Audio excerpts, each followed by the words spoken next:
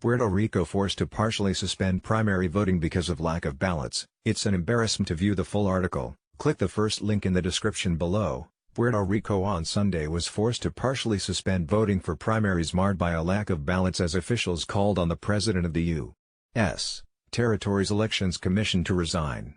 The primaries for voting centers that had not received ballots by early afternoon are expected to be rescheduled, while voting would continue elsewhere, the commission said. "I have never seen on American soil something like what just has been done here in Puerto Rico.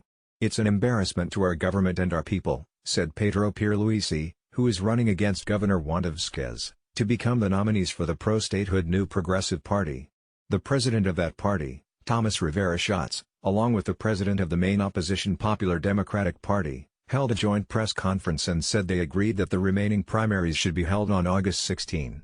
Other politicians argued that the entire primary be scrapped and held at another date. An incredulous Schatz noted that there were still trucks with ballots inside parked at the commission's headquarters as they spoke there. "The question is, why haven't they left?" he said. Supreme Court upholds Obama appointment of Oversight Board dealing with Puerto Rico's financial crisis. Hundreds of frustrated voters who wore the required face masks and braved a spike in COVID-19 cases were turned away from centers across Puerto Rico as officials told them that no ballots were available.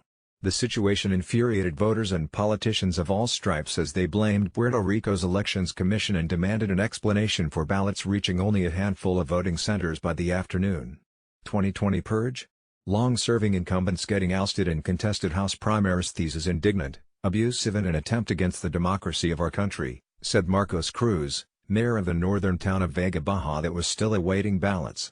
Meanwhile, officials Puerto Rico on Sunday was forced to partially suspend voting for primaries marred by a lack of ballots as officials called on the president of the USTED. View the full article, click the first link in the description below.